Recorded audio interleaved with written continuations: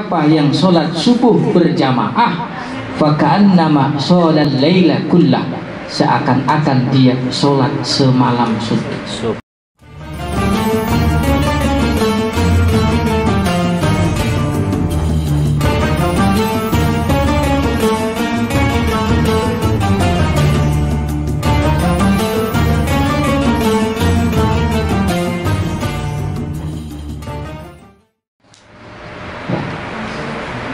Hadirin kaum muslimin yang berbahagia, karena ada sebuah riwayat, man shallal isya fi jama'atin fa ka'annama shalla nisfal lail, wa man shalla subha fi jama'atin fa ka'annama shallal laila kullah, atau kama qala Rasulullah sallallahu alaihi wasallam.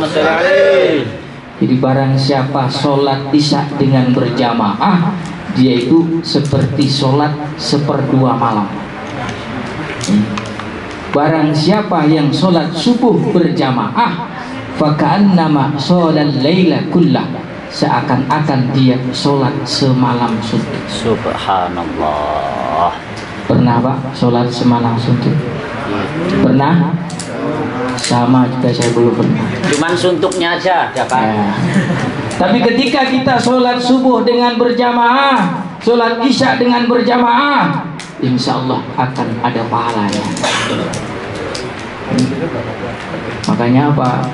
Saya setuju ya, kalau di masjid itu ya, ketika sholat itu HP itu dimatikan ya, karena itu bisa mengganggu sholat ya.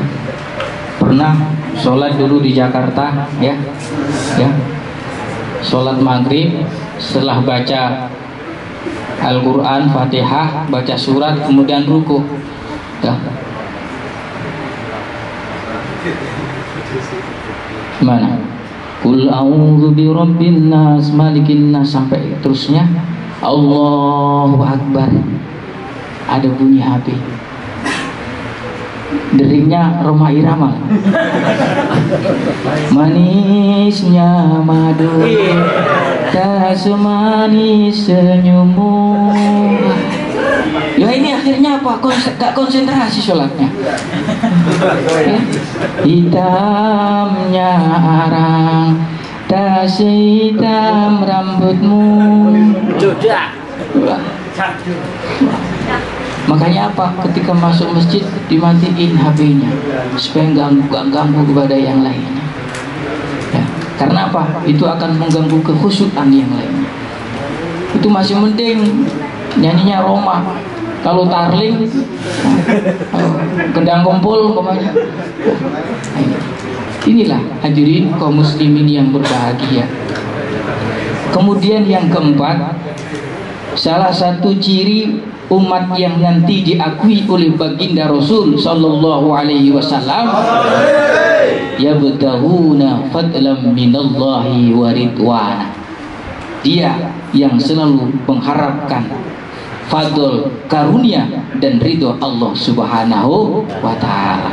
Oleh karena itu, kalau betul-betul kita sholat dengan istiqomah, kita jaga sholat dengan baik, kemudian tegas dengan orang-orang kafir, tebarkan kasih sayang kepada seluruh umat manusia, maka insya Allah ridho akan selalu menyertai dalam kehidupan kita. Amin. Tapi juga ada riwayat yang lain apa? Ridho Allah itu bisa diperoleh kalau kita mendapatkan ridhonya orang tua. Ridho Allah fi ridhol walidai, wa sukhtullah fi sukhtil walidai. Ridhonya Allah itu tergantung ridhonya orang tua. Murkanya Allah itu tergantung bagaimana murkanya orang tua. Makanya ini masih bulan Syawal, yang belum meminta maaf kepada orang tua, minta maaf.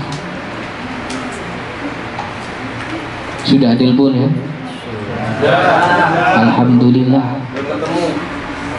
Ketemu di video nanti. Sebab apa? Sehebat apapun gelar yang kita peroleh, harta, benda, dan materi yang banyak kita dapatkan, tapi kalau tidak dapat ridhonya orang tua, apalagi kita sudah menyakitinya, apalagi sudah menzalimi, bahkan sampai taraf durhaka kepada orang tua, alamat hidup tidak mendapatkan keberkahan. Nauzubillah, subhanallah. Makanya apa? Ayo, mumpung kita punya ibu yang masih hidup, punya bapak yang masih hidup, ya, bahagiakan mereka, senangkan, ya, apa yang menjadi keinginannya kita bahagiakan. Insya Allah kalau kita berbakti kepada orang tua, berbuat baik kepada orang tua, anak-anak kita juga akan mengikuti apa yang kita lakukan. Maka bisa saja anak kita bandel, anak kita susah diatur gara-gara kita. Kenapa? Kita juga tidak taat kepada orang tua. Jadi jangan nyalain anak. Bisa saja kita tidak dengan orang tua kurang perhatian, kita dengan orang tua juga kurang berbuat baik. Ya, inilah salah satu di antaranya apa? Menggapai ridho Allah Subhanahu wa ta'ala. Kemudian yang terakhir, simahum fi wujuhihim min atharis sujud. Ada tanda bekas sujud di wajahnya. Apa? Apakah jidat harus hitam? Apakah dahi harus hitam? Ya mungkin dan bisa saja. Tapi kalau soal dahi hitam, jidat hitam gampang. Kerok sama koin atau sama benggol hitam dah. Atau sujud diosok-osok aja itu. Ulama ahli tafsir menjelaskan bahwasanya apa? Simahum fi wujuhihim min atharis sujud. Tampak bekas sujud di wajahnya, itu tampak di dunia, dan yang kedua nanti tampak di akhirat. Apa tampak di dunia? Pertama, biasanya kalau orang itu ahli sholat malam, wajahnya agak pucat, tapi berseri-seri.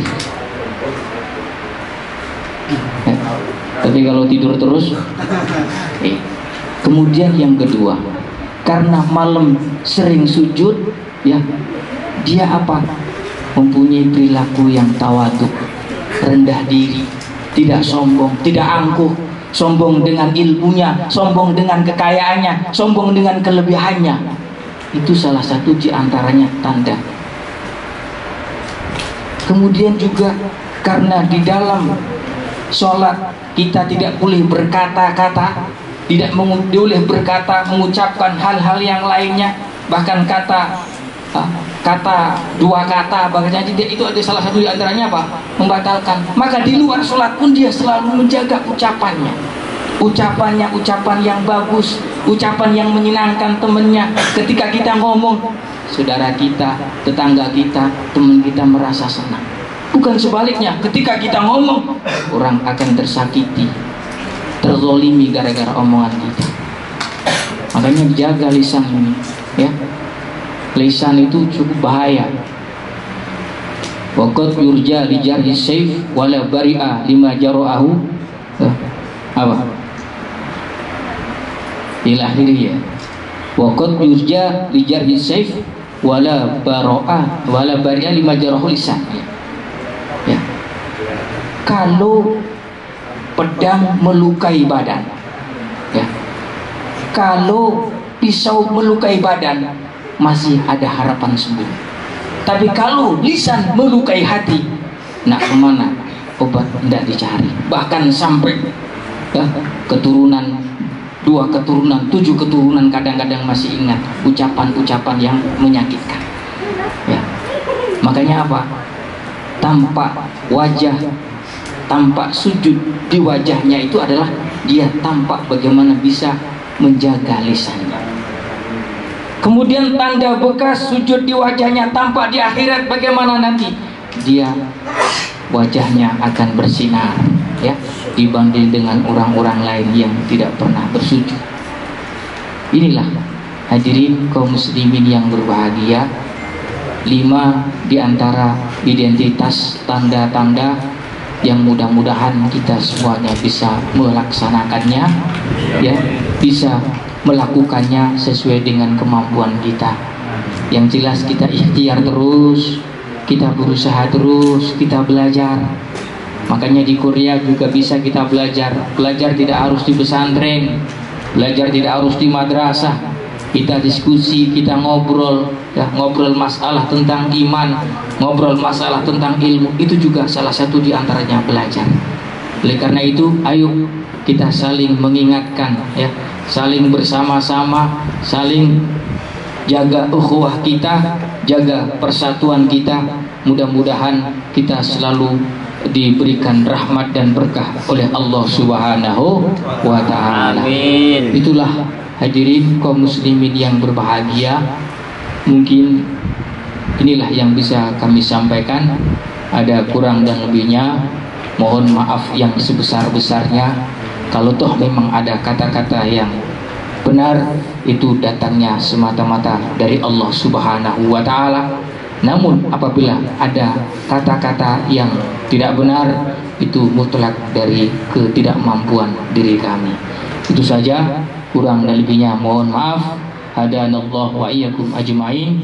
Wassalamualaikum warahmatullahi wabarakatuh.